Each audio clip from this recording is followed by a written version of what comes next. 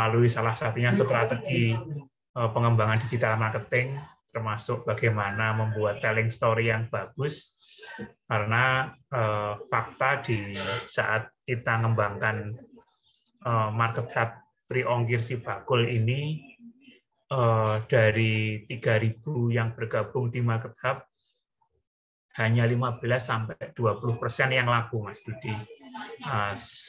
Sebenarnya salah satu problem yang menyebabkan mereka tidak laku, yang pertama fotonya tidak menarik, yang kedua tidak ada telling story yang kemudian mampu menarik perhatian konsumen, kemudian bagaimana mereka harus membeli. Mungkin ada beberapa ide gila karena sekarang banyak produk-produk makanan yang karakter dan tipenya sama.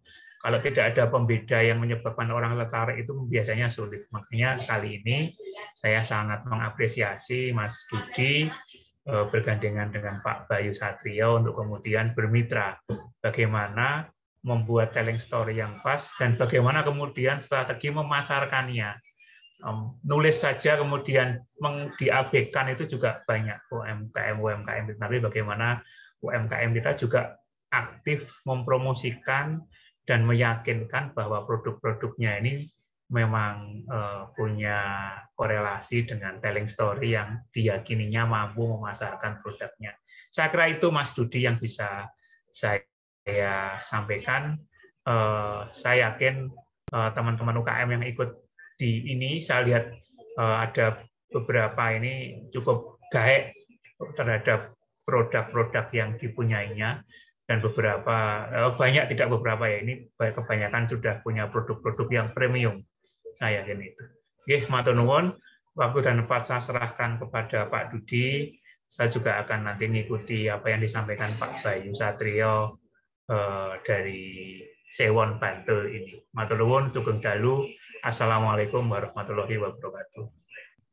Waalaikumsalam warahmatullahi wabarakatuh. Ya, matur nuwun Pak Wisnu Irmawan yang sudah memberikan arahan pada kami Desa Planner model Kaspak. Ini pesertanya Pak Wisnu, mungkin semua ya, tidak hanya yang pengembangan, jadi kita share ke semua grup sehingga supaya bisa dimanfaatkan oleh semua, tidak hanya. Jadi mungkin tidak perlu kita panjang lebarkan ya, nanti kita mulai saja malam ini. Mungkin Mas Bayu akan memaparkan dulu apa itu storytelling, telling story. Nanti kita lanjutkan dengan diskusi. Monggo Mas Bayu, waktu kami silakan. Ya, baik. Matur nuwun Pak Dudi, Pak Wisnu yang sudah berkenan rawuh dan memberikan sambutan. Ada juga bapak-bapak rekan kami, ada Pak Irianto, ada Pak Sony, dan yang saya lihat ya, sebelum lihat yang lainnya. Ada juga bapak-bapak ibu-ibu dari bapak-bapak ibu-ibu anggota Desapreneur yang berada dengan model Kaspak ya, dari Pak Dudi termasuk kami juga alhamdulillah berapa kali dilibatkan untuk memberikan materi ke tempat Bapak Ibu sedaya. Baik, Assalamualaikum warahmatullahi wabarakatuh.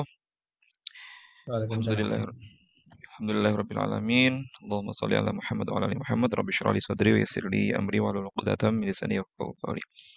Amma ba'du. Baik, dan langsung saja menika ada Kakak Ma'ruf juga, Mas Ma'ruf ini juga termasuk yang canggih ya di bidang digital. Nah, nanti suatu saat kita minta sharing juga. Baik, kami akan bagikan satu hal terkait dengan kemarin yang di-request Pak Dudi terkait untuk membuat konten ya. Menika memang bukan hal yang mudah, tadi menggarisbawahi apa yang disampaikan Pak Wisnu, terkadang fotonya bagus tapi captionnya atau penjelasannya tidak menarik gitu. Atau captionnya banyak tapi fotonya nggak nyambung gitu ya. Nah, tentang bagaimana kita menggunakan storytelling untuk memperjelas, membuat deskripsi yang lebih luas tentang apa yang sudah Bapak Ibu pelajari kemarin, baik membuat foto atau video. Oke. Baik, saya akan izin untuk share screen.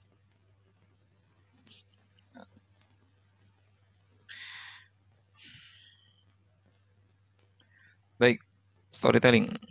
Nah, kalau dari definisinya, dengan ada story, ada telling. Story itu cerita, telling itu menceritakan. Kenapa digabungkan? Karena tidak semua orang yang punya cerita itu bisa menceritakan cerita itu dengan menarik. Dan tidak semua orang yang dia punya kemampuan cerita punya bahan cerita yang menarik untuk kemudian disampaikan. Itu nggih. Nah, kenapa kok storytelling? Apa hubungannya storytelling dan copywriting? Mungkin Bapak Ibu pernah mendengar istilah copywriting juga. Misalnya belum, nggih menika saya kenalkan sedikit nggih. Nah, kalau copywriting itu adalah ya tentang bagaimana kita menyampaikan informasi sehingga pelanggan tertarik ya pada produk kita. Dia mengerti dan sehingga mereka tertarik. Nah, cerita itu adalah bagian dari copywriting, yaitu dalam bentuk copywriting lisan yang nanti juga bisa diwujudkan secara tertulis ya. Ya, nah, kuncinya adalah niat tulus, ada niat baik dan juga informatif. Jadi nanti kalau kita sudah belajar storytelling, maka saat kita menceritakan produk, itu harapan kami nantinya tidak langsung to the point. Silakan beli barang saya.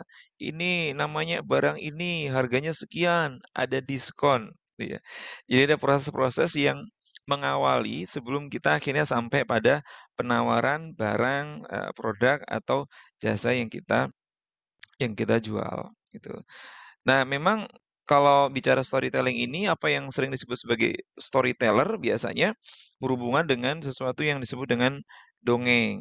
Ya, memang dongeng, pendongeng itu sering disebut juga storyteller. Lalu apakah kita nanti akan berdongeng gitu?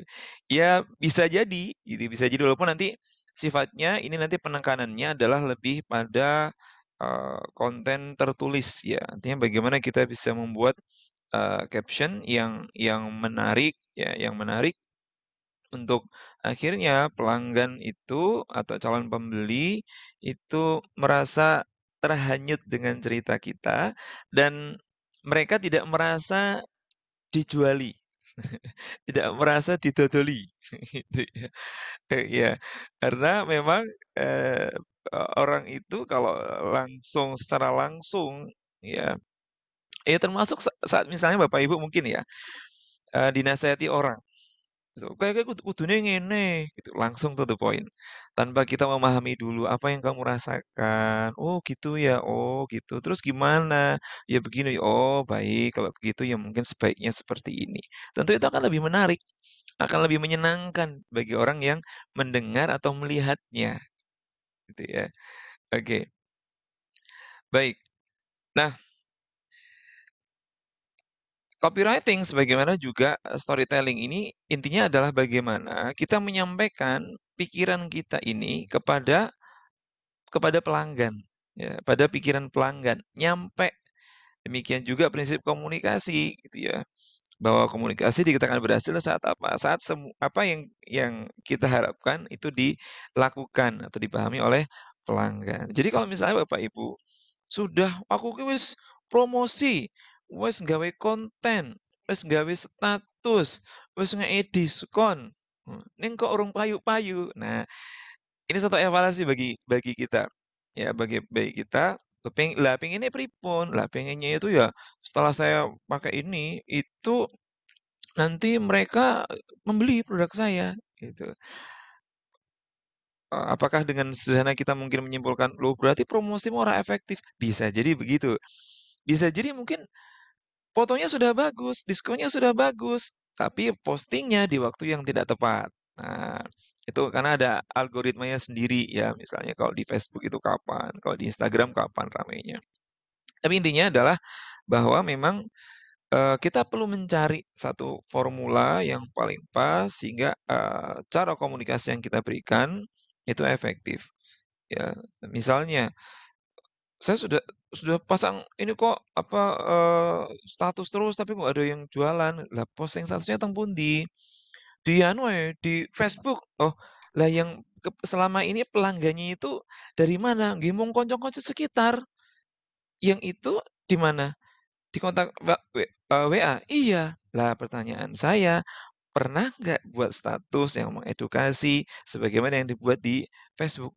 Oh ya jarang nentang WA. Nah, artinya bukan cerita itu tidak bagus, tapi karena ternyata yang banyak membeli itu di WA, berarti yang paling efektif adalah promosinya di WA. Jadi promosi kemudian kita iklan itu juga bagian dari proses komunikasi. Saat kita belum mendapatkan feedback, belum mendapatkan sesuatu sebagaimana yang kita harapkan, artinya ya kita nggak perlu nyalain siapa-siapa, cukup kita evaluasi, belajar lagi. Apa sih yang perlu tak tambahin lagi?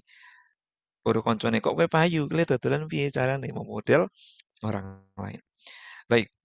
Nah, maka sebelum kita nanti merumuskan ya konten promosinya, captionnya seperti apa, bagaimana menggabungkan gambar dan cerita di bawahnya, kita perlu menanyakan dulu itu. Kira-kira saya meh tuku produknya kita tuh sapa wae sih biasanya. Oh, kebanyakan masih orang-orang di dalam desa. Oh, ya wes berarti nanti saat buat cerita itu bahasanya tak buat sederhana. Nek perlu menggunakan bahasa setempat, bahasa daerah gitu ya, sehingga orang itu lebih mudah memahaminya. Kemudian apa sih yang menjadi kecemasan dan kekhawatiran mereka? Produkku itu makanan nih. Yang mungkin dicemaskan dari makanan apa misalnya? Saya tak ini dulu deh sebentar, tak tanya dulu.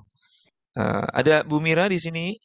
Ini food ini. Bu Mira ada. Halo Bu Mira. Halo. Bu Mira jualan apa Bu Mira? Frozen food. Oke. Home. Jadi buat sendiri. Buat sendiri. Ibu kalau misalnya Ibu jadi pembeli, kira-kira Ibu mau jadi misalnya pura-puranya Ibu jadi pembeli frozen food. Apa yang Ibu khawatirkan atau yang Ibu cemaskan kalau mau beli produk frozen food? Biasanya bahannya. Terus? Ya. Apalagi Ibu? Apa itu namanya? Kualitas lah ya, kualitas. Bahan, kualitas. Terus ininya apa? Untuk berapa hari? Jadi berapa hari? Tahannya berapa lama gitu ya? Berapa lama ya. Oke, baik. Nah, dari jawaban-jawaban itu aja, itu nanti sudah kita bisa gunakan sebagai bahan untuk storytelling. Ya, tentang apa tadi Bu misalnya bahannya. Ya, kalau kita langsung cerita gini, oh bahan kami berkualitas. Nah, itu nanti jadinya terlalu direct, terlalu langsung. Kita bisa gini. Saya pernah suatu ketika itu ngobrol sama teman saya gitu, yang dia baru saja beli produk frozen food di suatu tempat. Kamu kenapa kok beli di sana gitu? Kemudian dia cerita, enggak, ternyata di sana itu bahan-bahannya itu berkualitas, bahan-bahannya itu bagus dan itu lebih tahan lama daripada yang lain. Oh gitu ya, jawab saya. Kemudian dari cerita teman saya pun, saya berusaha untuk bagaimana mencari bahan-bahan yang berkualitas, yang tahan lama, dan itu akhirnya kami terapkan di barang-barang yang kami pasarkan. Lebih ngalir dan apa ya, seolah di depan itu ada awalannya dulu, nggak tiba-tiba langsung masuk, nih bahan kami berkualitas, tahan lama, gitu. Itu bukan storytelling nanti jadinya. Gitu ya. Oke, lanjut ya Bu ya. Yang kedua misalnya, kira-kira kalau Ibu jadi pelanggan pembeli frozen food, ya apa masalah dan kesulitan yang mereka alami? Kesulitannya rasa. Gimana Bu rasa? Enak apa enggak gitu? Ya, mungkin udah pertanyaan gini. Saya pernah beli di sana kok alot ya, kok keras ya, apa-apa gitu. Jadi banyak yang kayak gitu. Terus misalnya baru beli sekarang kan harusnya untuk apa kayak penyimpanan atau apa kayak gitu kan harusnya dikasih tahu atau gimana gitu. Pokoknya ya banyak. Oke, khawatir kalau nanti alot dan segala macam gitu kan? Oke. Satu sore ada seseorang datang yang dia mencari alamat tempat jualan saya. Oh, ini tahu rumahnya, silakan masuk. Ini dia pun bertanya, ini alat atau tidak ya Bu ya? Oh, silakan dicoba saja, disampaikan saja. Sekaligus kita nanti bisa ngasih garansi. Dan akhirnya dia pun membawa pulang. Tapi sebelum pulang kami berpesan sama dia, besok Bu, kalau alat kembalikan ke kami. Kami akan ganti dengan produk lain yang lebih baik lagi, misalnya gitu. Nah, kemudian beberapa hari kemudian dia ngasih WA. Nah, nanti yang jadi gambarnya adalah status WA dia, gitu kan. Dan dia ternyata tidak alot sama sekali. Demikianlah kami berupaya untuk menjaga agar kami dipercaya pelanggan dan selalu datang ke tempat kami lagi. Nah, ada proses awalan, kemudian ada alur di sana sampai kemudian kita masuk ke inti dari apa yang mau kita sampaikan. Nah, jadi nanti Bapak Ibu sebelum kita lanjut ke teknis dan segala macam, bahannya itu bisa dimulai dari pertanyaan-pertanyaan ini. Tapi saya nggak selalu punya kesempatan untuk untuk mewawancara mereka ya, gimana dong? Itu ya saya kebangetan nih kalau nggak pernah punya kesempatan nanya-nanya. Karena menurut saya itu juga bagian dari tanggung jawab kita ya kalau after sales ya setelah mereka jual ya. Nah, itu bisa kita gunakan ya untuk gimana. Nah, jawaban dari mereka, testimoni itu bisa kita gunakan sebagai bahan untuk storytelling. Ya, kalaupun misalnya tidak sempat, jangan belas sebutan sempat, maka gunakan seperti yang saya tanyakan ke Bu Mira tadi. Seandainya, nek umpama aku gitu di pembeli, kira-kira nek misalnya aku promosi ngene iki, cerita ngene iki, apik ora ya, seneng ora ya. Kalau saya misalnya promo dengan seperti ini kira-kira menyenangkan nggak ya? Kira-kira apa lagi yang saya khawatirkan kalau saya mau beli sesuatu? Saya harapannya seperti apa? Nah, pertanyaan-pertanyaan ini nanti bisa termasuk ini mengapa mereka perlu membeli dari kita? Apa yang membuat penawaran kita berbeda? Ini nanti perlu dirumuskan dulu. Karena saat kita sudah punya rumusan yang jelas, oh keunggulan produk saya ini, bedanya dengan yang lain ini, kenapa perlu membeli ini, itu otomatis akan jadi bahan untuk kita bisa membuat storytelling yang menarik, ya dengan kombinasi nanti berbagai teknik yang bisa kita gunakan. Nah, terima kasih Bu Mira. Wah, ini yang masuk banyak. Oke, baik. Berikutnya. Nah ini ya, kenapa kok storytelling? Karena setiap orang itu suka bercerita. Dan setiap orang suka dikasih cerita. Dan ini saya rasakan tidak hanya pada anak-anak yang mereka katanya suka dikasih dongeng. Tapi juga orang tua. Ya, orang yang sudah senior gitu ya, ketika kami mengisi bapak-bapak ibu yang sudah senior, ya rata-rata mereka senang ketika diberikan sebuah cerita, ya sebuah cerita, ya misalnya dan cerita itu efektif untuk menyisipkan sebuah pesan ya secara tidak langsung. Alih-alih kita memberitahu seperti ini, misalnya tentang pesan untuk misalnya gini, pesan untuk dia itu melakukan sebuah langkah yang lebih baik lagi, langkah yang berbeda.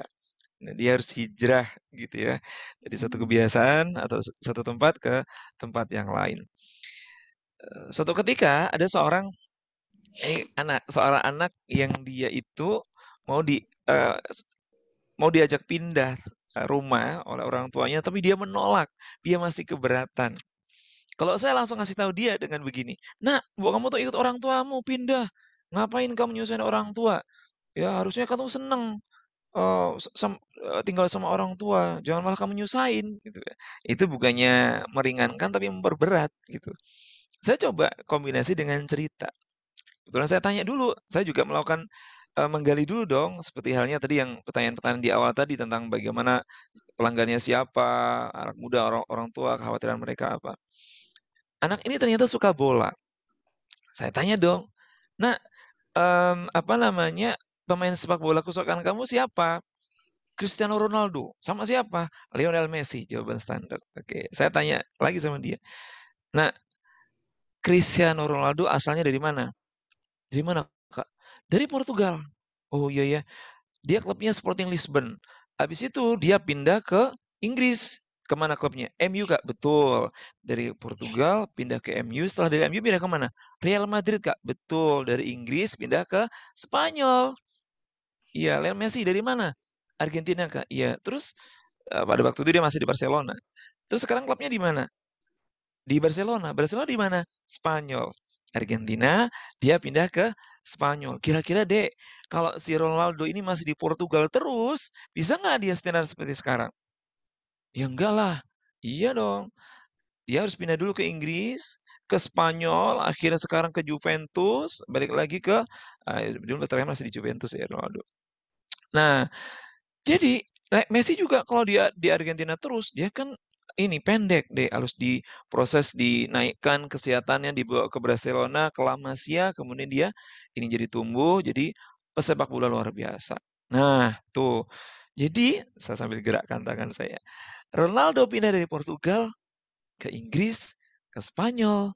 Messi pindah dari Argentina ke Spanyol gitu. Sama dengan kamu. Ya, kamu mungkin senang. Ya, tapi bisa jadi dengan perpindahan kamu ikut orang tua kamu, itu kamu akan kemudian mendapatkan lebih banyak teman, lebih banyak pengalaman, dan kamu tetap ditemani orang tuamu. Nah, jadi menyisipkan satu pesan dalam rangkaian cerita yang saya buat sebelumnya, sebelum saya mengantarkan inti pesan yang ingin saya sampaikan. Nah, itu pola yang sama yang akan kita terapkan nanti saat nanti Bapak Ibu membuat storytelling atau membuat caption, membuat penjelasan atas produknya atau foto yang diposting ya di bawahnya. Kan kalau cuma posting foto aja kan nggak ada keterangannya kan sama aja gitu, sama aja. Ya. Baik itu dimanapun ya. Oke. Nah, jadi storytelling itu adalah teknik menceritakan sebuah kisah untuk tujuan komunikasi. Ya. Nah, bisa juga dongeng dan periklanan, ya. Kemudian dipahami juga sebagai cara mempromosikan sesuatu dengan cerita, ya, daripada kemudian kita mempromosikannya secara langsung to the point. Sifatnya adalah harus menangkap perhatian dan membangkitkan emosi dan bisa menggunakan kisah nyata, cerita khayalan, atau pengamatan kita. Oke, nanti kita ini ya. Kenapa kok efektif? Karena walaupun itu tertulis, tapi kalau dalam bentuk cerita, itu akan terlihat, terasa, terdengar lebih interaktif. Ada diskusi di sana. Gitu ya, ada diskusi di sana. Ya. Nah, sebentar ya, saya contohkan ini salah satu ya yang karena saya di bidang training, di bidang pelatihan sehingga saya gunakan ini. Bentar. Nah, ini saya pernah buat kemarin ya. Berapa status Facebook saya kemarin. Nah, saya cerita seperti ini. Suatu saat saya pernah mendapatkan klien jenderal bintang 1 di salah satu institusi. Beliau mengatakan bla bla macam-macam. Kemudian ada cerita di sini, ya. Ada diskusi di sini, ya. Pak, ini kok aneh bagaimana? Lah, Bapak kan anak kopral, dididik dengan cara kopral jadi jenderal. Masalahnya anak Papa ini anak jenderal, berarti memang tidak cocok dididik dengan cara kopral, Pak. Gitu ya. Ini ada diskusi di sini.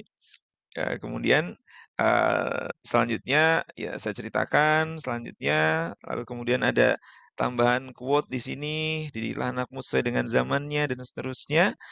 Nah, lalu saya ceritakan ketika saya mengisi di salah satu sekolah sesi parenting gitu ya. Ada diskusi lagi di sini gitu. Nah, mungkin ini cerita sederhana ya, hanya kalau kemudian saya bedah tiraimu kalau kita bedah, yang pertama, saya ingin menyampaikan, ini sudah saya garis bawah ya. Ada keterangan jenderal bintang 1. Ini secara tidak langsung saya ingin menyampaikan, klien kita kan jenderal bintang 1 loh. Ini secara tidak ini ya, langsung. Saya bisa jadi klien saya jenderal bintang 1 loh, gitu. Tapi saya milih untuk menyampaikan dalam bentuk satu cerita, gitu ya.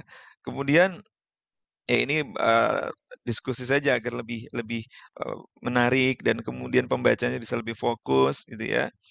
Nah ini kemudian saya ceritakan, berat ya Pak jadi orang tua itu, apalagi pengen anaknya soleh. Demikian tanggapan orang tua saat beberapa waktu lalu saya mengisi sesi parenting di SD Budi Mulia 2 Sedayu dan KB3 Al-Azhar Wonosari.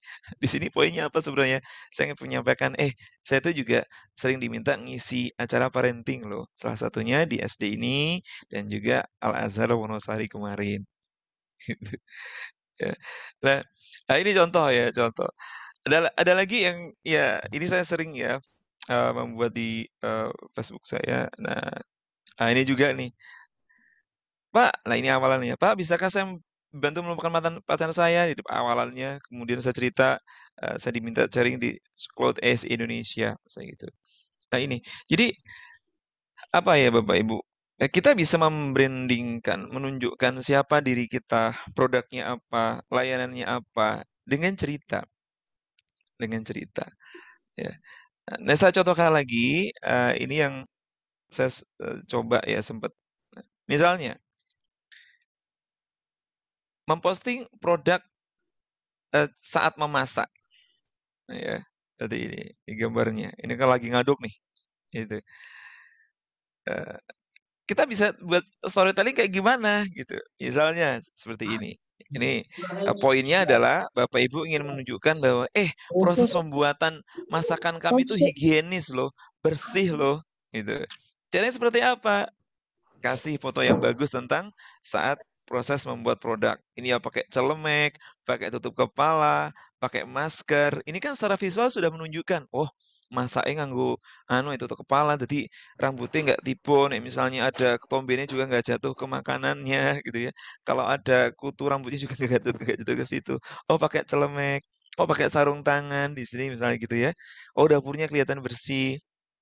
Nah, yang mau diangkat apa? Misalnya nih, saya contohkan di sini, pengen ngangkat dapurnya itu bersih. Kita awali dengan sebuah cerita. Dapurnya kotor sekali, aku nggak jadi beli di situ.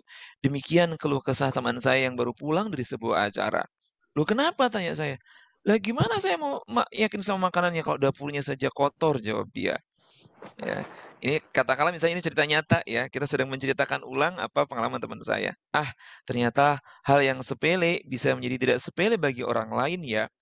Cerita teman saya ini membuat saya akhirnya membuat standar khusus untuk kebersihan dapur tempat kami masak. Setiap pagi kami lakukan prosedur A, B, C, D, E. Sampaikan prosedurnya apa. Salah satu teman yang datang ke produksi kami di pagi hari berkomentar, sempat-sempatnya kamu membersihkan dapur sebersih ini. Ini cerita ya. Bagaimanapun kebersihan sebagian dari iman. Oke, biar batuknya selesai dulu ya. Oke, bagaimanapun kebersihan sebagian dari iman. Berjualan tidak sekedar cuan, tetapi juga menebar kemanfaatan sekaligus menjaga kesehatan pelanggan. Ini kan formatnya cerita Bapak Ibu. Ya, tapi secara otomatis ketika Bapak Ibu membaca ini, maka akan muncul apa persepsi? Oh, ternyata dapurnya itu diresiki tenanan nih. Oh, le masak ki resik tenan nih. Ya, misalnya gitu. Nah, ini cerita. Apalagi kita ada tambahan nilai-nilai yang kita bagikan seperti ini. Gitu ya.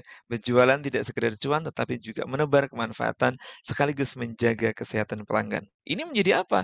Edukasi sekaligus transfer informasi tentang bahwa nilai-nilai yang dianut oleh pengusaha ini ternyata nggak cuma cuan aja loh, tapi juga nggak kita sebagai pelanggan. Gitu. Lebih alami jadinya. Dia tidak merasa, wah diumui, lihat produk tempat produk kami bersih, steril, jadi pastikan Anda beli di tempat kami. Itu terlalu direct, terlalu to the point. Gitu ya. Dengan ini mereka larut dalam cerita ini dan oh iya iya, wah berarti bagus ini. Gitu ya. Kira-kira mungkin begitu. Posting logo halal misalnya. Kita pengen menunjukkan bahwa produk atau jualan kita halal misalnya, sudah halal, sudah diurus sertifikasi halalnya. Makanan itu yang penting enak, Bro. Gitu ya, kata teman saya. Jujur saya nggak setuju dengan hukuman tersebut. Menurut saya tidak hanya enak, tapi juga harus halal. Maka kami pun berusaha. Maka kemarin ketika ada pelatihan dari dinas koperasi lewat Desapreneur model Kaspak, ya kami setelah itu mengurus sertifikasi halal untuk produk kami. Ya kami berharap mereka para pelanggan kami mantap membeli makanan dari kami. Nah, cerita jadi dinarasikan gitu ya, dinarasikan dengan satu pengalaman yang kita alami, cerita nyata yang kita alami ya, atau mungkin kita bisa mengambil cerita-cerita yang beredar di masyarakat ya. Misalnya ya apa me men-screenshot berita tentang ternyata ada warung makanan Padang yang menjual babi, misalnya gitu ya. Nah, itu yang jadi fotonya, bawahnya kita mau menceritakan tentang, bagaimana ketika orang itu kemudian makan dengan tenang dan, di tempat kami pastikan halal, misalnya gitu. Ya, jadi, ada banyak banyak, apa ya, informasi yang kemudian kita bisa narasikan untuk menjelaskan produk atau jasa kita dalam bentuk apa, dalam bentuk cerita, ya, dalam bentuk cerita. Ya, oke. Lumayan kemarin di status Facebook saya itu ya ada 100-an orang lah yang like walaupun tidak selalu 100 ya, tapi ya niatnya kan tidak kemudian cari like ya. Niatnya adalah kita secara rutin itu me memposting sesuatu yang bermanfaat ya. Oke, baik. Tadi sampai, ini ya. Oke, nah ini. Kenapa kok orang itu senang dikasih cerita? Ya karena itu melibatkan emosi. Ya, melibatkan emosi baik yang langsung maupun yang secara ini ya, secara tertulis tapi dengan ada proses komunikasi di sana, ya. Nah, di teori pikiran itu ada teori pikiran sadar dan pikiran bawah sadar gitu ya. Bawah sadar itu termasuk di dalamnya adalah emosi. Ya. Memori jangka panjang, kreativitas, nilai-nilai, ya bagaimana kita melihat diri kita. Pikiran sadar yang hanya berpengaruh 12% itu ya membandingkan, menganalisis, memutuskan. Kalau Bapak Ibu jualan, membuat caption itu sama dengan yang lainnya, beli produk kami, diskon, dijamin, Anda ini. Ini pikiran, informasi masuk ke pikiran sadar, langsung dikritisi. Alah, ki arep dodolan. Alah ki paling ngarep ngene, alah paling ngarep ngene gitu. Nggak masuk ke pikiran bawah sadar, padahal bawah sadar itu pengaruhnya 88% sendiri. Sudah jangankan masuk emosi gitu ya, baca sekilas aja langsung ditolak gitu ya. Nah, maka memang dengan cerita ini karena orang di awal tidak langsung menyadari ini adalah, mengandung iklan, maka cenderung dia akan mengikuti dulu gitu. Setelah larut, maka otomatis emosi sudah nyambung, informasi sugesti itu bisa langsung diterima oleh pikiran bawah sadar. Nah, harapannya begitu dengan cerita Bapak Ibu. Di mana media berceritanya? Bisa di status WA, Facebook, IG, Twitter, blog, dan macam-macam. Ya, terutama ya di WA silakan dimanfaatkan. Jelas status kita bisa posting foto, ya mungkin bisa diawali dengan satu cerita dulu. Mungkin di halaman pertama status kita tuliskan, produkmu kok nggak enak sih? Gitu, misalnya tanda seru gitu kan. Orang kan akan penasaran nih ya. Duh, ini apa sih maksudnya gitu kan. Nah, nah di berikutnya baru kita membuat cerita. Dan nggak usah panjang-panjang ya, kalau mau bersambung ya sambung di hari berikutnya. Karena saya pernah riset kecil-kecilan di status Facebook itu, kontak WA saya itu nggak banyak Bapak Ibu, ya hanya sekitar sekitar 2.500-an orang gitu ya.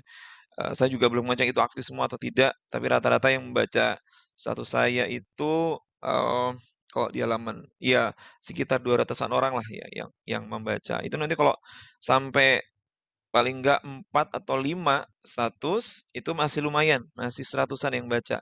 Tapi kalau sudah 6, 7, 8, 9 itu nanti makin kecil makin kecil makin kecil. Kecuali kita berhasil membuat satu rangkaian cerita yang itu sambung menyambung dan menarik, gitu ya. Tapi kalau enggak ya paling enggak, 1, status 1, status 2, status 3, status 4. Dan status itu bisa kita tulis juga ya, gitu. Dan saran saya kalau di WA nanti buat cerita itu dibuat draft dulu ya, jangan langsung jangan langsung atau cuma di copy paste. Ya, sering kan kita lihat orang cerita panjang tapi kepotong karena di status WA itu juga ada batas karakternya.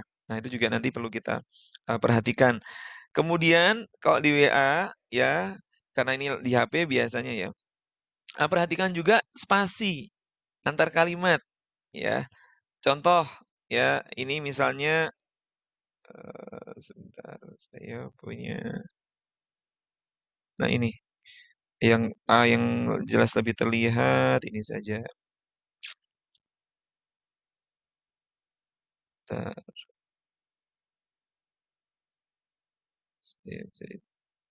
Oh ya ini tadi.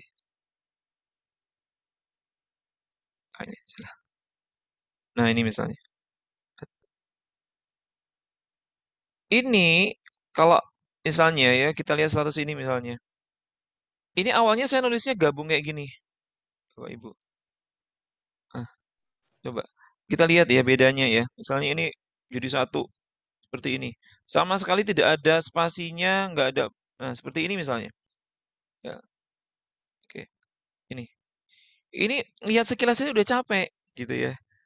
Nah, bedakan dengan yang ini yang sudah saya enter.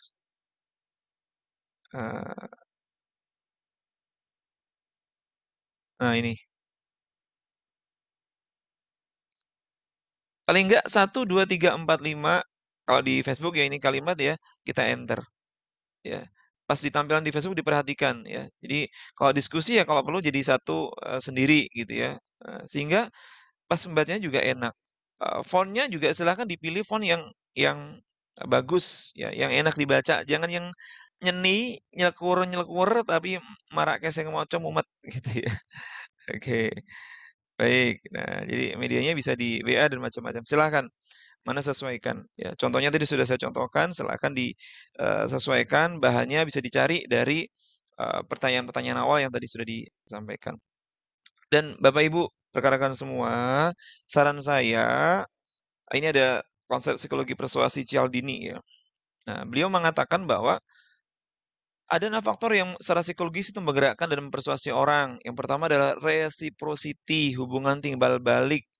Ya, kalau Bapak Ibu posting status bercerita, usahakan juga nggak melulu itu tentang produk kita terus, gitu ya. Jadi katakanlah 1, 2 kali kita membuat konten edukasi, kita ngambil mungkin, oh ternyata yang jualan jus misalnya, oh ternyata buah-buahan itu menurut dokter ini di internet sumbernya apa, ternyata bagus untuk kesehatan. Jadi tiap hari pastikan Anda sudah makan buah-buahan. Gitu. Hari pertama. Hari kedua gitu kan. Nah, nyambung dari cerita kemarin, itulah yang mendasari saya untuk kemudian mencoba membuat produk jus yang sehat, higienis, sekaligus juga bisa bermanfaat untuk kesehatan. Silakan bagi yang tertarik ke sini, gitu ya. Nah, jadi jangan melulu jualan terus. Kadang-kadang kita kasih sesuatu yang sifatnya edukatif, walaupun boleh juga digabung. Ya, seperti yang satu saya tadi, ada konten promosi secara tidak langsung, ada juga di dalam status itu konten edukasi. Gitu kan. Liking sesuatu yang mirip dengan mereka. Makanya kita perlu tahu ya pelanggan-pelanggan kita tuh siapa saja sih gitu. Kalau pelanggannya kebanyakan itu orang tua, ya maka cerita sesuatu yang berhubungan dengan mereka. Misalnya suatu ketika saya ngantar anak saya itu pergi, beli minuman, pulang kok perutnya sakit gitu ya. Ternyata setelah dibawa ke laboratorium, ternyata minuman yang diminum anak saya itu mengandung bakteri. Itulah yang melatar belakangi saya, kemudian akhirnya betul-betul memilih produk bahan-bahan yang berkualitas gitu, sebelum saya membuat jus, karena yang minum jus saya ini juga anak saya sendiri, nah gitu ya. Jadi awalnya dari cerita yang mirip dengan rata-rata pelanggan kita seperti apa. Scarcity itu kelangkaan.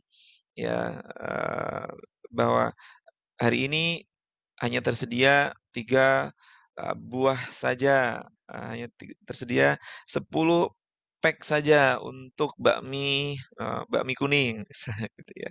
Kelangkaan. Ini beberapa prinsip ya yang sebagian nanti bisa masuk ke storytelling.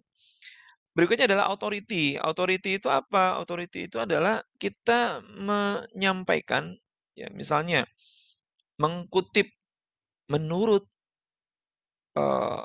Dr. Dudi Rosmaradona, salah satu konseptor Desapreneur Kaspak. Ternyata kita bisa memanfaatkan pasar lokal untuk berjualan produk kita. Berdasarkan cerita Dr. Dudi tadi, akhirnya kami mencoba dan itu dari apa yang disampaikan Dr. Dudi, akhirnya kami membuat sistem antar pesanan untuk radius 10 km dari rumah dan itu gratis. Gitu ya. Ambil quote dulu ya, kemudian baru kita sampaikan. Konsistensi itu terus. Jadi apa namanya? Ya kalau memang kita sudah dengan model cerita, ya paling enggak kalau sebelum kita promosi itu ya ada pola yang tidak kemudian berbeda ya. Artinya kalau sudah dengan cerita ya cerita terus ya. Jangan kemudian tiba-tiba langsung jualan gitu ya. Oke. Kemudian konsensus itu kesepakatan umum gitu ya, kesepakatan umum. Awalnya pelanggan-pelanggan kami itu mereka keberatan dengan kami, sampai kemudian ketika mereka banyak yang sudah menggunakan produk kami, mereka bersepakat bahwa ternyata mahalnya produk kami sangat sebanding dengan kualitas yang mereka dapatkan. Ternyata barang-barang kami itu tahan lama. Nah, setelah gitu ya. Oke, baik. Nah, struktur storytelling itu yang pertama dari opening, kemudian bridging disambungkan ke produk kita, baru kemudian kita presentasi produk dengan melihatkan aspek visual, auditory dan kinestetik. Catatannya Bapak Ibu, cerita yang berdampak adalah cerita yang benar-benar kita alami, itu yang paling berdampak ya. Yang paling berdampak karena itu akan sangat melibatkan emosi kita. Ingat bahwa tulisan yang kita buat itu juga akan membawa emosi apa yang kita rasakan saat kita menulisnya. Semakin itu nyata, akan semakin berdampak. Kalau misalnya nggak punya, ya kita bisa menceritakan pengalaman teman, menceritakan pengalaman pelanggan, membahas kasus yang sedang marak sekarang misalnya apa, gitu ya. Nah, lalu apa saja cerita yang bisa kita ceritakan? Yang pertama adalah cerita kejadian tentang apa yang kita alami terkait dengan produk. Bisa diawali dengan kalimat, "Sore ini saya melihat ada apa, akhir-akhir ini saya melihat ada apa." Contohnya, nah ini contoh ya saya ambilkan. Hari ini termasuk salah satu hari terpadat dalam hidupku. Tidak hanya harus memberikan pelatihan secara online, aku juga harus memberikan konsentrasi dalam sesi coaching dan rapat dengan klien untuk program yang akan datang. Ini cerita kan? Seolah mengenai kebenaran harus juga dengan sesi bagaimana copywriting yang efektif. Rasanya badan memberontak, merasa kelelahan. Hanya saja, ini masuk nih. Ini opening yang atas ini, saya buat noted dulu ya. Oke. Ini Bapak Ibu, ini opening ya. Ini cerita nyambung ya, bridging sebelum kita masuk ke inti ya. Ini masih cerita yang membawa ke inti. Masukkan. Hanya saja persiapan ramuan alami. Nah, ini mulai cerita ke produk. Membuat otak tetap segar dan tubuh seakan tak lelah. Menikmati kepadatan yang sudah Allah agendakan. Hangatnya jahe, sorry. Nah, ini. Hangatnya jahe begitu menyentuh, segarnya kulit, dan seterusnya. Nah, nanti di akhir bisa ditambahkan. Nah, kalau kamu tertarik, Anda bisa kontak ke admin kami di Nana. Nah, itu ya. Oke. Baik, kemudian clear all drawing. Contoh, cerita berikutnya, cerita pengamatan, menceritakan pengamatan yang kita lihat. Ya, menceritakan pengamatan yang kita lihat. Misalnya ini, hari ini intinya mau apa? Mau promosi Smart Hafid boneka nih ya. Hari ini saya belajar sesuatu, bahwa saya anak tidak bisa lepas dari bermain. Bermain sudah menjadi dunia anak-anak, bahkan mereka pun belajar sambil bermain. Sayangnya tidak semua mainan anak sebenarnya cocok untuk anak-anak. Action figure misalnya, mainan ini lebih banyak bahayanya ketimbang edukasinya. Ini mengapa saya semakin jatuh cinta pada Smart Hafid. Apalagi sekarang ada seri terbarunya. Nah, baru ke intinya. Smart Hafid tidak hanya membunyikan ya, Apalagi cerita proses pembuatan. Nah, menceritakan proses pembuatan suatu produk, acara, atau kegiatan. Lagi-lagi, contohnya, ini ceritanya promosi perumahan. Ya. Sore ini 5 kendaraan datang ke Aflik Freight, lalu kami cerita macam-macam, ya. Tidak hanya kami siapkan, ini kita cerita prosesnya, pembuatannya dari awalnya, gitu ya. Nah, secara teknik, kalau konsep ada beberapa, ya, Bapak Ibu bisa menggunakan model monomyth, ya. Ini dengan menekankan pada hero's journey. Jadi ini kita bisa menyampaikan, menceritakan dari awal mula kita membuat bisnis hingga sekarang ini. Awalnya kami jatuh bangun setelah ini dan akhirnya setelah melalui beberapa riset, kami melakukan beberapa uji produk dan akhirnya sampai pada bisnis ini. Nah, gitu ya. Yang kedua, teknik false start. Nah, ini mulainya dari apa? Dari kesalahan-kesalahan seseorang, lalu dijelaskan usaha untuk memperbaiki kesalahan. Ya, awalnya kami berjualan jus menggunakan gula yang tidak asli. Kami banyak menikmati keuntungan di sana dan tidak ada protes di sana, itu ya. Lama-lama ya, kemudian karena anak kami juga menikmati, ternyata anak kami justru mengalami penyakit dan ketika kami periksakan karena dia terlalu banyak mengkonsumsi gula buatan. Dan setelah itu akhirnya kami hanya menjual jus dengan gula asli. Nah, misalnya gitu ya, Ustadz. Kemudian Spark Lines ini ya digunakan Steve Jobs ya. Jadi menceritakan perbedaan yang dilakukan sekarang dengan apa yang diinginkan di masa depan. Ini sekedar paparan saja ya Bapak Ibu ya. Karena memang ini kita perlu workshopkan kalau kemudian kita mau bisa dapat intinya yang lebih matang ya. Ini hanya sekedar cerita saja. The Mountain ini benar-benar pakai alur ya. Dari awal datar, kemudian konfliknya di atas, kemudian sampai kemudian solusi ya. Nah, ini beberapa apa namanya hal yang bisa kita gunakan Bapak Ibu saat kita ingin promosi menggunakan storytelling ya. Intinya kuncinya adalah niatnya adalah untuk berbagi informasi. Ya kalau memang kita punya produk jualan jasa yang berkualitas ya kenapa nggak kita informasikan gitu. Nah, sayangnya orang itu nggak selalu senang ketika langsung didodoli gitu ya. Orang akan lebih mudah masuk kalau kemudian kita menggunakan salah satunya dengan storytelling ini. Nah, maka kan Pak Dudi, Bapak Ibu dan rekan-rekan semua masih ada waktu, monggo kalau kita mau diskusi terlebih dahulu. Ya, terima kasih Mas Bayu.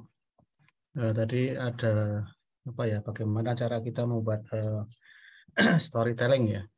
Monggo langsung saja ada pertanyaan bisa raise hand atau angkat tangan atau melalui chat. Di Mungkin chat tadi ini ada yang ngechat berapa mungkin mau ditanggapi dulu Mas Bayu, tadi ada beberapa chat yang masuk itu.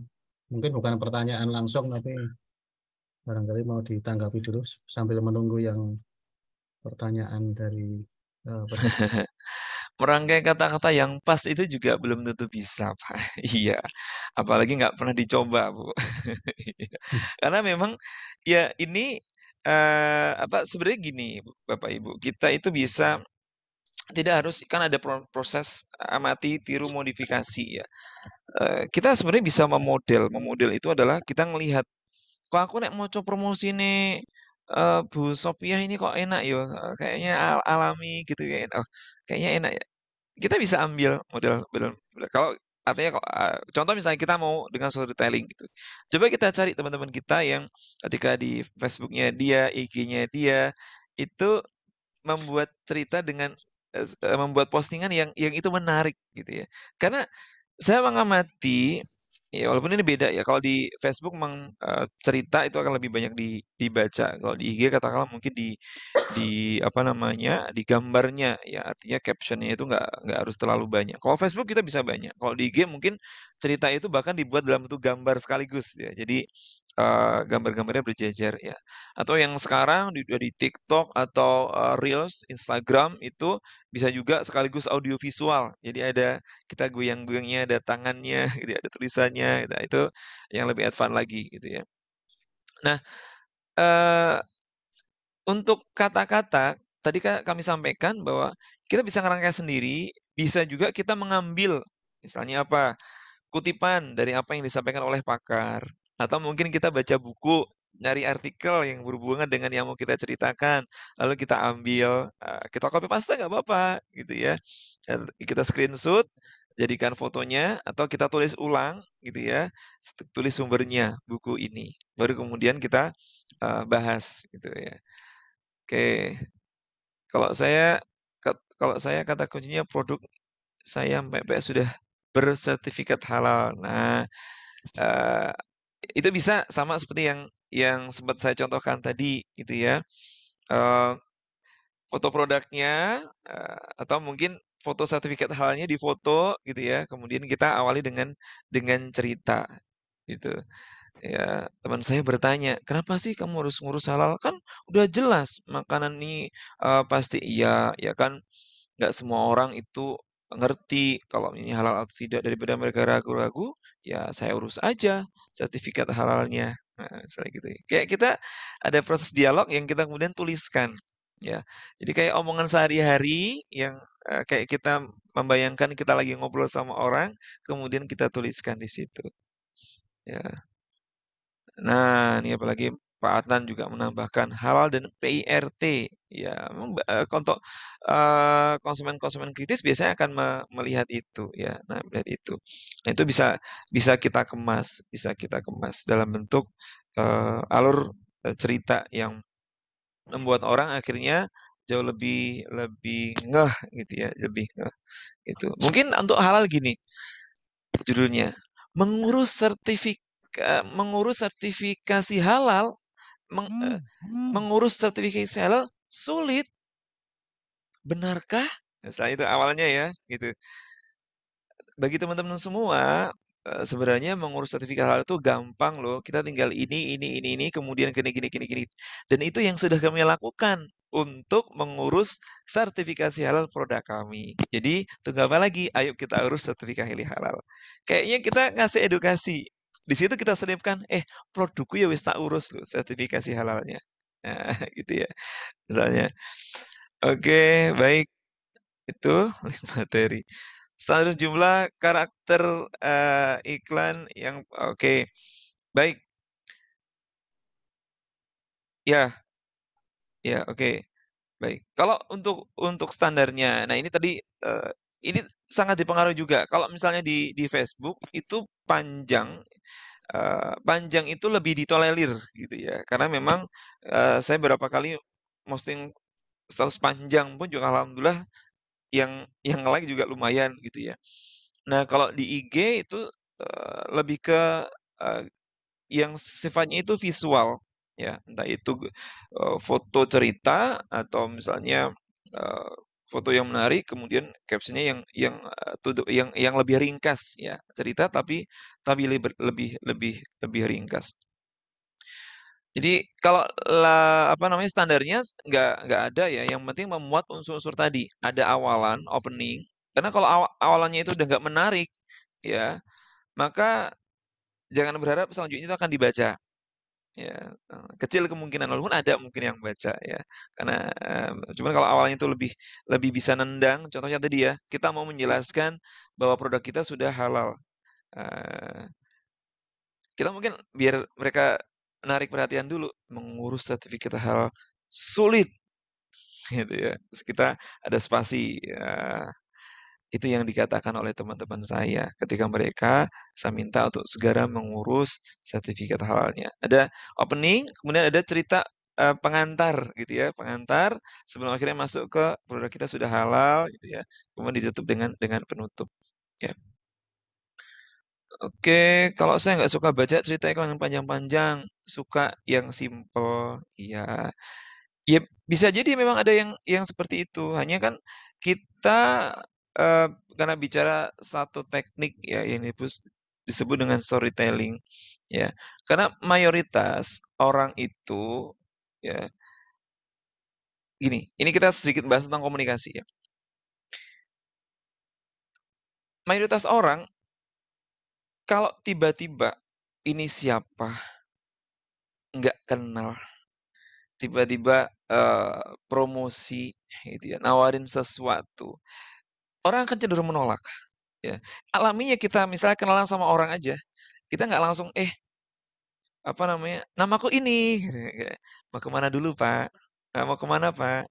Oh mengunjungi siapa? Gitu ya. Intinya pengen kenalan, mau kemana dulu, openingnya dulu, ngobrol dulu, santai dulu, baru kemudian intinya, oh namanya siapa, baru lebih lanjut lagi. Nah, ada proses namanya membangun rapport, membangun kedekatan dulu, gitu ya. Nah, storytelling ini efektifnya adalah eh, kecenderungan orang itu akan tadi ya karena kecenderungan orang itu senang dikasih cerita, maka penolakan dari yang membaca caption kita itu akan lebih minimal daripada kemudian kita langsung langsung jualan ya, langsung jualan, langsung menyampaikan, aku jualan ini, ayo beli beli beli beli, gitu. Ya mungkin nge-like tapi belum tentu beli, gitu ya. Artinya kalau kita ingin menyampaikan pesan yang jauh lebih lebih diterima oleh konsumen kita, lebih menyentuh secara emosional, silahkan gunakan storytelling. Ya, nah panjang atau tidaknya, ya itu bisa disesuaikan. Ya, pendek kalau dikemas dengan storytelling tentu akan lebih menarik lagi. Simpel ada tulisan diskon dan gratis, ya boleh juga ya, boleh juga. Hanya kalau bayangin kalau misalnya ya tiap hari kita posting kayak gitu, ya lama-lama orang kan, alah jualan lagi, jualan lagi, jualan lagi, gitu ya. Tidak ada prinsip tadi yang persuasi ala Cialdini, apa reciprocity, timbal balik. Ya, kalau kita give, ya akan lebih mudah untuk kemudian kita take sesuatu, ngambil sesuatu. Ya, oke. Baik, langsung masuk ke sebuah grup FB yang pasal memang sudah terfokus. Nah, ini beda lagi ya, ini beda lagi. Beda lagi. Kalau memang itu sudah spesifik dan apalagi sudah ada aturan di sana ya ya silakan gitu ya. Ya silakan. Artinya storytelling bisa digunakan untuk memang yang sifatnya itu adalah umum atau sifatnya itulah edukatif. Walaupun demikian, walaupun di grup itu sudah ada yang spesifik, ya orang itu akan menurut saya ya, akan tetap senang kalau membaca sesuatu yang itu, apa ya, tidak hanya yang sifatnya itu tidak egois. Artinya kita juga meniatkan untuk ngasih sesuatu. Ya, dengan prinsip bahwa kalau kita kasih, kita akan dapat. Akhirnya image-nya apa? Minimal. Kita akan dapat image, oh beliau ini tidak hanya jualan, tapi juga berbuat kebaikan dengan mengedukasi. Lewat apa? Lewat storytelling. Gitu. Itu sih poinnya Bapak Ibu semua. Jadi apa ya? Menurut saya dengan storytelling ini kita akan lebih mudah ya menyampaikan nilai-nilai yang kita sampaikan sehingga tadi kita tidak hanya berfokus karena apa ya? Kalau orang itu jauh lebih ngerti tentang nilai-nilai kita, nggak cuman harganya, diskonnya, itu akan membuat keterikatan mereka itu akhirnya jauh lebih kuat gitu. Dan menurut menurut apa? Salah satu riset yang pernah saya baca ya bahwa kalau konsumen itu sudah loyal ya maka akhirnya dia akan nggak akan terlalu care lagi dengan apa ya yang sifatnya itu misalnya apa harga misalnya gitu ya. Jadi dia sudah enggak enaknya di situ. Harga cuma sedikit-sedikit mah nggak masalah. Misalnya gitu ya. Jadi lebih ke ikatan emosional yang lebih lebih kuat terbangun. Oke. Ya, yang di chat sudah semua Pak Dudi. Oke, silakan Bapak Ibu ada pertanyaan lagi atau mungkin ada tidak harus pertanyaan ya, mungkin punya pengalaman yang bisa di-share. Monggo silakan. Mungkin sambil menunggu gini Mas Bayu, mungkin bisa dipaparkan ya. Kalau kemarin kita bicara branding, kemudian kita bicara packaging dan kita bicara juga apa namanya pilihan sosmed atau marketplace yang digunakan itu kan tergantung juga segmen pasar yang kita bidik. Nah, sekarang untuk Betul. storytelling ini mungkin bisa digambarkan karena kan ada tipe orang yang apa ya, sukanya gambar, betul-betul nggak suka baca gitu ya, jadi baca gambar. Tapi ada juga orang yang suka, saya itu nggak suka komik, sukanya yang novel gitu. Nah ini sekian banyak apa ya, segmen model orang-orang. Terus artinya juga dalam kuliner juga saya mengamati tidak semua yang apa ya, kemudian halal jadi laris itu belum tentu. Kadang kalau kita lihat makanan itu kan namanya malah negatif ya. Kalau bakso itu kan bakso suruh apa, bakso makan setan, iblis itu. Terus ada lagi orang yang ini kede tuh, karena kemproh adalah kunci. Jadi kalau nanti lihat dapurnya orang langes pakai itu berarti dipertanyakan kelezatannya. Itu kan ada yang nanti sekian banyak apa seperti ini kan, mestinya dalam bayangan saya storytellingnya mungkin tidak bisa disamaratakan. Itu kira-kira gimana, mungkin itu bisa di. Oke, baik. Jadi Bapak Ibu, storytelling ini kan salah satu di antara sekian banyak cara yang bisa kita gunakan untuk menjual sesuatu, mempromosikan sesuatu. Artinya, apakah ini the best among among the other, di antara the best among them, terbaik di antara, iya enggak juga gitu ya. Artinya gini, yang pertama adalah kenapa storytelling ini memanfaatkan bahwa orang itu biasanya senang dikasih cerita, maka storytelling bisa efektif. Nah, kapan digunakan? Menurut saya ini bisa digunakan sebagai variasi saja, Pak Dudi, untuk kemudian akhirnya kita punya satu model cara menjelaskan sesuatu lebih variatif. Kadang dengan gambar yang langsung to the point, ya. Kadang dengan mungkin video gitu ya. Kadang langsung dengan diskon gitu ya. Nah, tentu untuk ini ya kita perlu mengadakan mungkin ya, kalau tidak disebut riset ya kita ngamatin lah ya, di mana oh kalau di grup ini itu kalau ya kita coba aja gitu. Oh sekarang cobalah saya tak coba konsisten posting dengan storytelling. Oh, responnya seperti apa? Oh ternyata nggak efektif ya. Yus tak langsung jualan aja. Oh ternyata malah banyak yang respon. Oke, ya. Nah dicobakan terus. Oke berarti coba saya posting dengan langsung terus. Oh ternyata di grup ini cocok dengan ini, gitu ya. Nah di status WA mungkin lebih bisa berganti-ganti ya. Nah karena dengan cerita itu ya orang akan cenderung lebih enak ya. Kalau langsung posting jualan ya biasanya kan yang lihat aja itu responnya bisa jadi minimal gitu. Nah, kalau kita cerita, kadang-kadang mereka merasa oh ceritanya podo karo, ah iya podo karo aku kuwi misalnya gitu-gitu. Jadi ada interaksi, ya ada interaksi. Nah, jadi kalau terkait ini sebenarnya ini salah satu pilihan saja Pak Dudi yang bisa kita gunakan, terutama kalau kita membuat caption ya, membuat caption untuk iklan yang perlu caption di sosial media atau di WhatsApp ya, di Facebook, di IG atau di WhatsApp yang kita bisa membuat orang itu akhirnya atau gini, tepatnya adalah untuk memfasilitasi mereka-mereka yang memiliki gaya belajar ya auditorik dan kinestetik terutama ya. Auditorik itu dia akan senang dengan percakapan ya. Kinestetik itu yang dia bisa menyentuh sisi rasanya gitu ya, sisi rasanya. Ya, paling bagus ya gabungkan semuanya. Ada visual yang bisa dilihat, auditorik yang bisa dirasakan, dan kinestetik dia bisa merasakan, menyentuh sisi emosionalnya. Gitu Pak Dudi. Iya, terima kasih Mas Bayu. Ini mungkin ada beberapa pertanyaan yang bisa ditanggapi kayak. Oke. Sahkah kalau ada kata-kata mereka tidak membeli, mereka akan menyesal loh? Boleh saja ya, boleh saja. Bisa ya, walaupun ini bisa boleh saja nggak apa-apa. Ini masuk prinsip scarcity atau kelangkaan tadi ya di psikologi persuasi. Ya. Waduh, kehabisan lagi. Walaupun kita bisa awali dengan itu.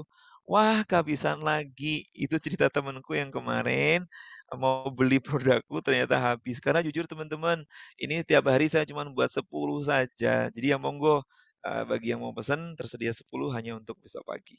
Tetap aja kita bisa buat seperti itu ya.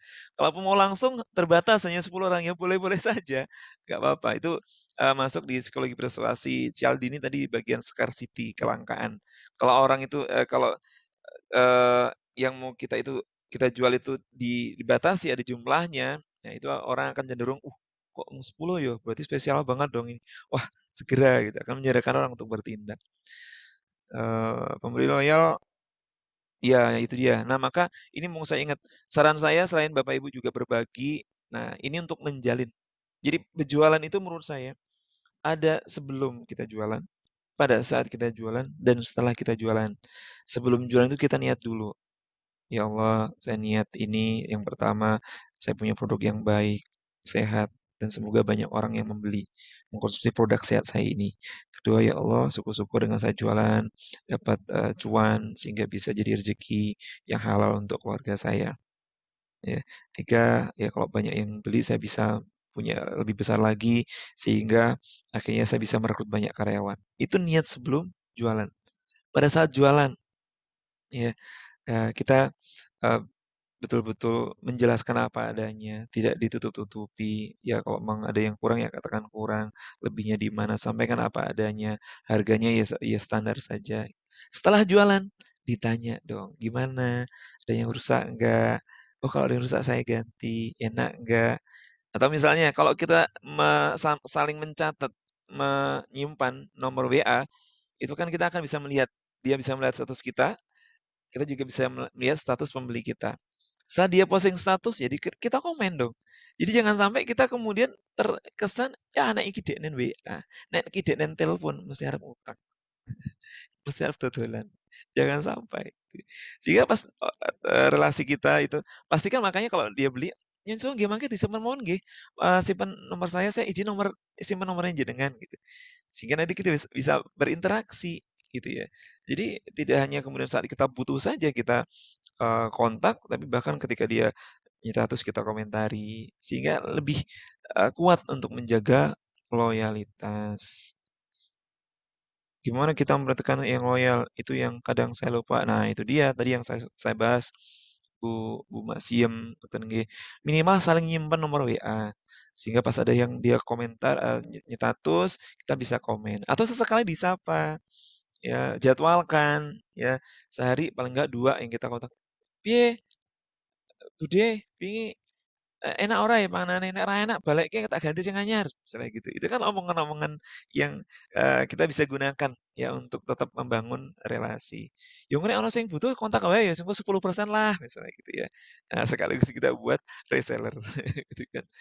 Oke, jadi kita bangun terus keep contact gitu ya untuk menyapa, minimal setelah dia beli kita tanyakan, "Pripun?" Ya, itu yang rutin juga saya lakukan. Kalau saya habis ngisi training misalnya, saya kontak, "Gimana Bu, ada masukan apa untuk kami?" Gitu ya. "Terima kasih atas kepercayaannya." Itu insya Allah selalu saya lakukan itu. Dan saya bisa dapat feedback sekaligus nyimpen nomornya, nanti pas dia komentar status, komentari, pas kita komentari dia ingat, "Oh ya Mas, iso ngirim proposal ra? Sesuk ono acara iki." Jadi nyambung lagi gitu. Oke, terima kasih. Sampun Pak Dudi, kelas nih. Iya, matur nuwun. Mas ya. Iya, monggo kalau Mas ada lagi. Mungkin gini Mas Bayu, yang perlu tadi sepertinya sudah sepintas dijelaskan gitu, mungkin diulangi atau dipertajam. Jadi kan kita bagaimana menuangkan storytelling tersebut ke dalam berbagai media. Jadi kan mungkin beda ya. Di Facebook itu mungkin bisa lebih banyak, kemudian IG ini lebih sedikit dan saya kira tidak hanya sosmed. Kemudian problemnya adalah bagaimana ketika itu masuk ke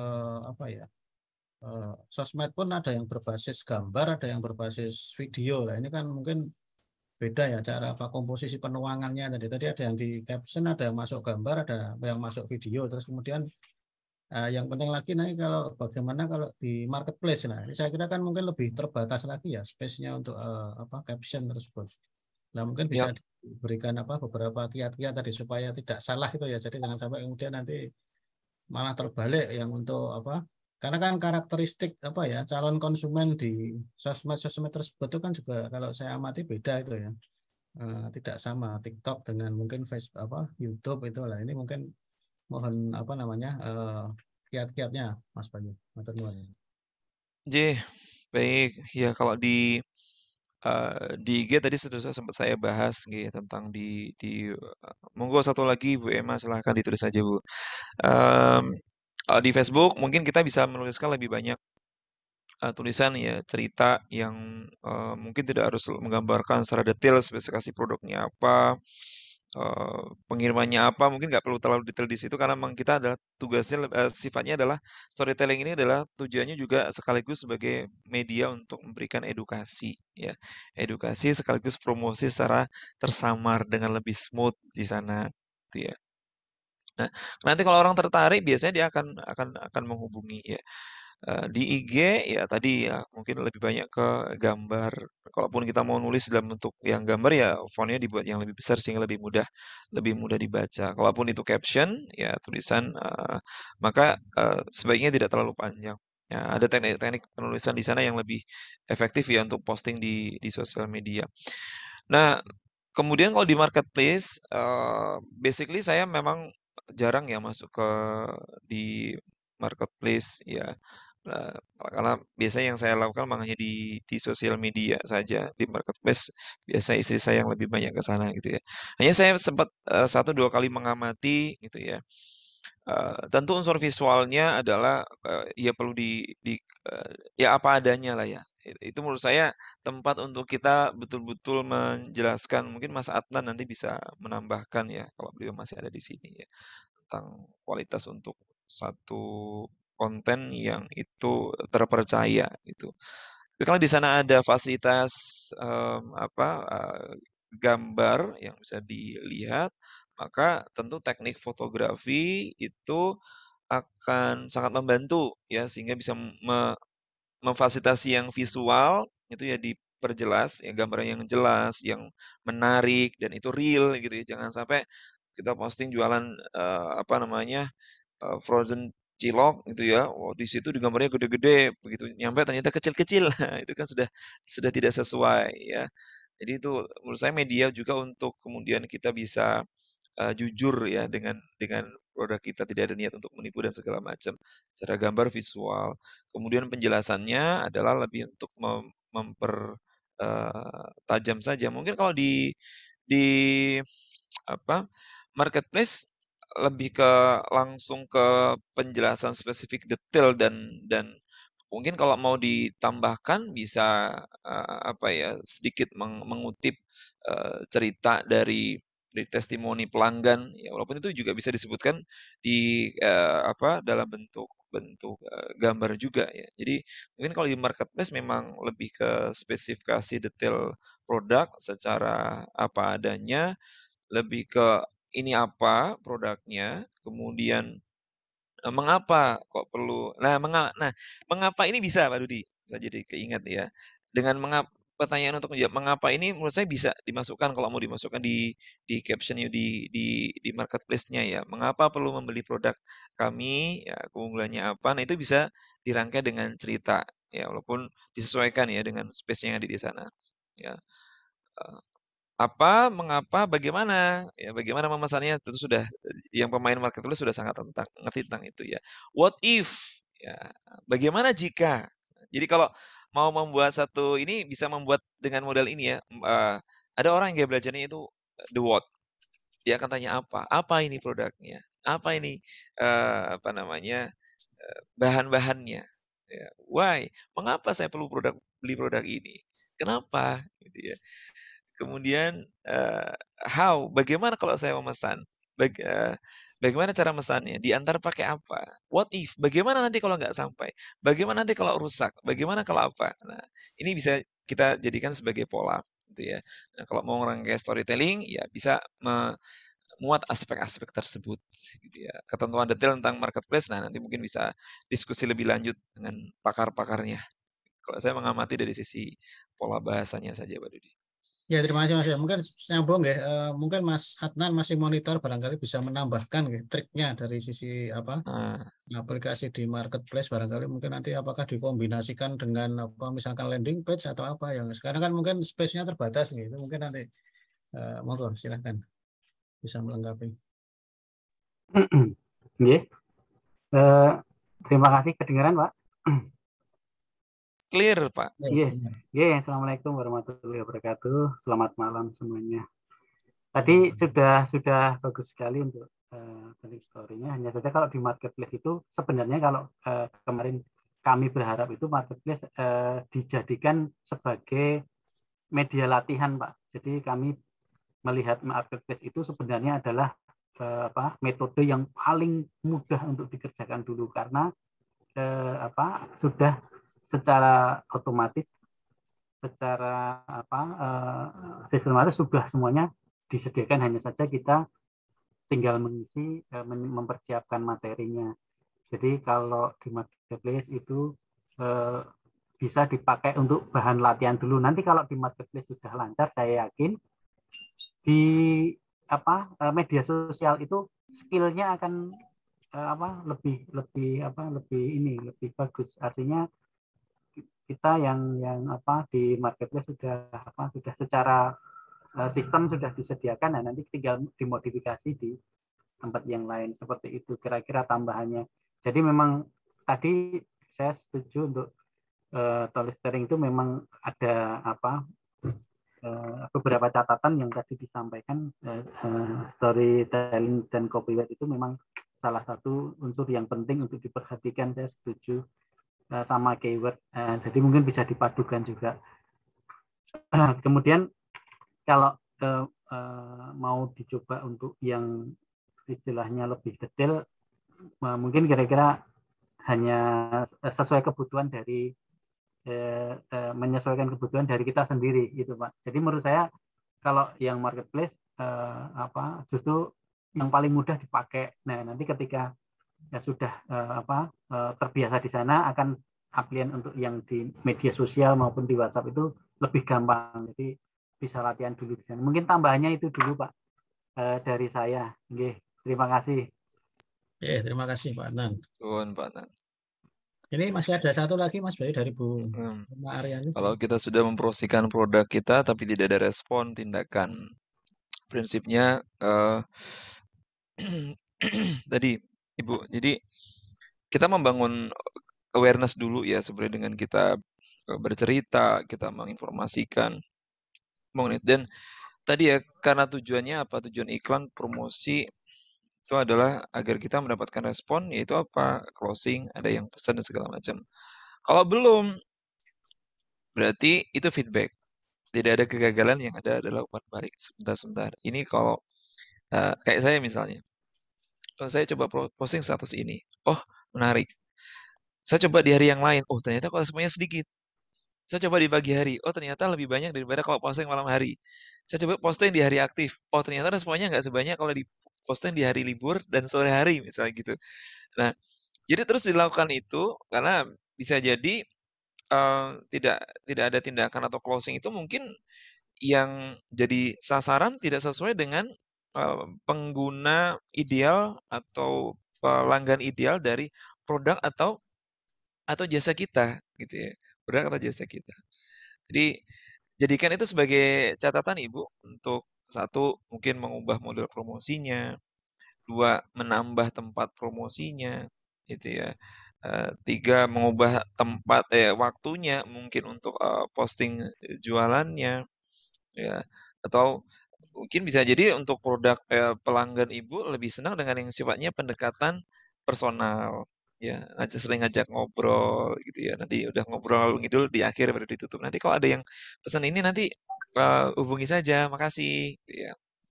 Nah, itu sih Bu. Jadi jadikan sebagai bahan evaluasi ya.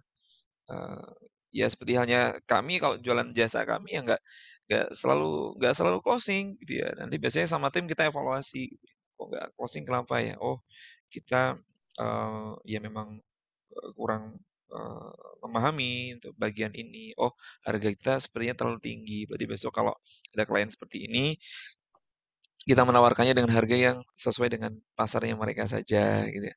Akan selalu seperti itu Ibu. Yang penting balik lagi ya, bahwa jualan bisnis itu tidak hanya semata-mata tentang uang ya, tapi juga ada satu kemanfaatan, satu kebaikan, ada nilai-nilai positif yang bisa kita berikan, ada nilai-nilai spiritual yang bisa kita munculkan di sana gitu ya. Jadi spiritnya di sana. Kalaupun ada rezeki ya itu adalah efek ya dari ikhtiar yang sudah kita lakukan gitu Bu Emma.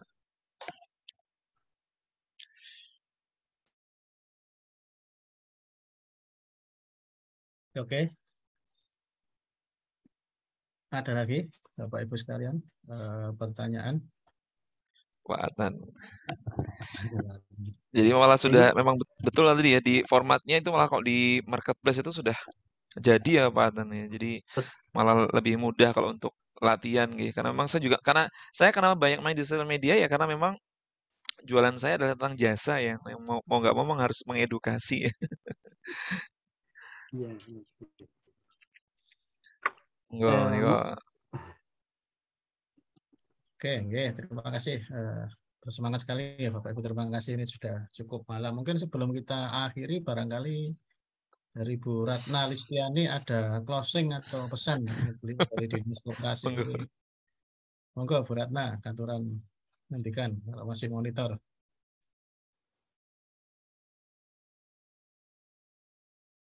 Oke, sebelumnya.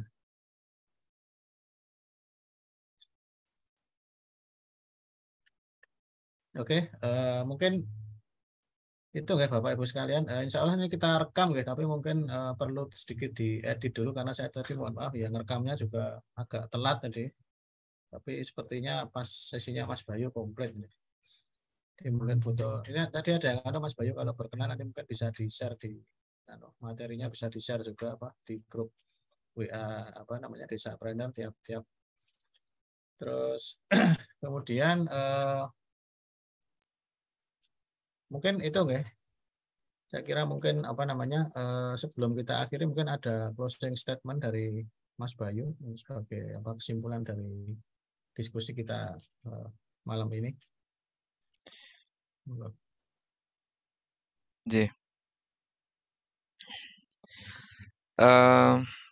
Baik, karena ini storytelling ya, jadi saya ingin menutup juga dengan sebuah cerita Pak Dudi.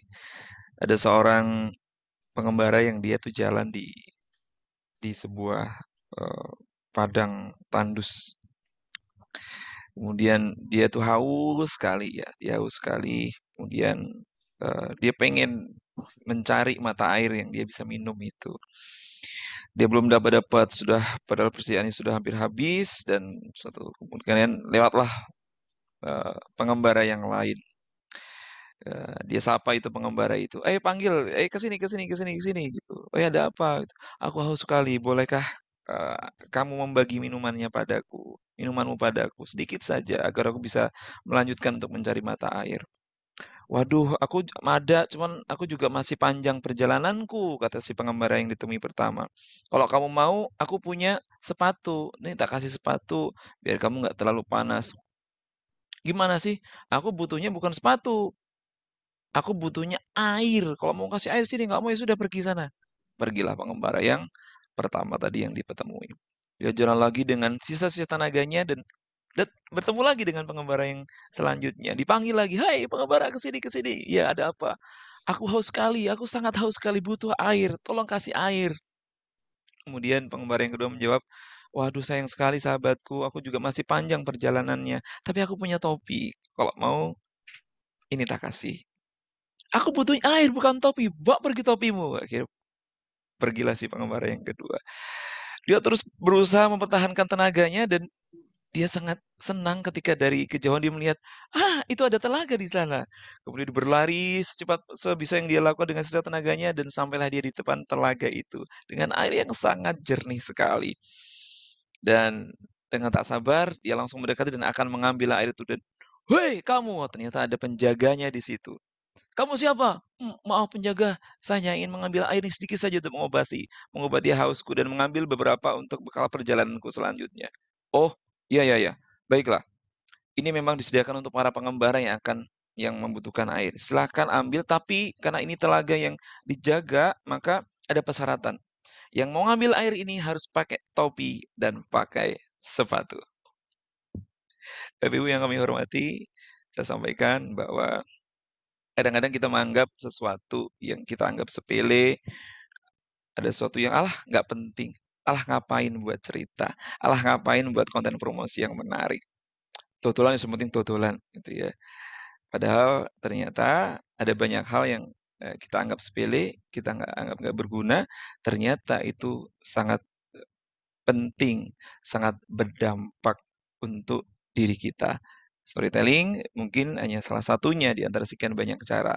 Walaupun bisa jadi dengan Bapak Ibu belajar menerapkan mulai sekarang dengan niat untuk berbagi, mengedukasi sekaligus promosi, semoga itu menjadi satu keberkahan tersendiri dan who knows ternyata itu menjadi salah satu cara promosi yang efektif untuk produk atau jasa Bapak Ibu. Terima kasih Pak Dudi. Ada Pak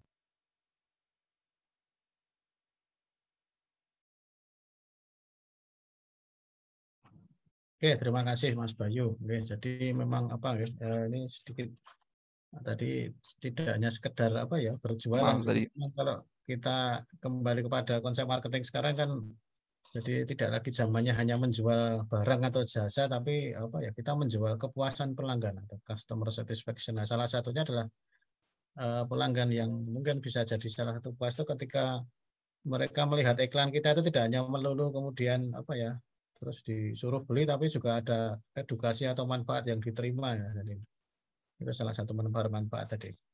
Nah ini tadi salah satu cara ya, storytelling bukan satu-satunya cara, tapi salah satu cara yang bisa ditempuh untuk melengkapi berbagai cara yang sudah pernah kita diskusikan. Ya, saya kira itu ya mungkin yang bisa kita diskusikan malam ini. Terima kasih sekali Bapak Ibu. Tadi saya amati luar biasa, paling banyak 50 ya peserta ini ya, naik turun. Maklum karena ada macam-macam tadi sinyalnya putus, kemudian paket datanya habis dan seterusnya. Saya kira itu sangat manusiawi alasannya, dan yang penting semoga malam ini apa namanya kita diberikan apa ya berkah dari ilmu yang kita apa namanya pelajari, manfaat jangka panjang. Semoga ini bisa menjadi salah satu jalan untuk meningkatnya bisnis kita, omset kita, dan kesejahteraan kita. Mungkin itu dari saya selaku pengantar. Mohon maaf jika dalam menyampaikan banyak khilaf. Saya akhiri. Assalamualaikum warahmatullahi wabarakatuh. Waalaikumsalam warahmatullahi wabarakatuh. Nuhun Pak Dudi.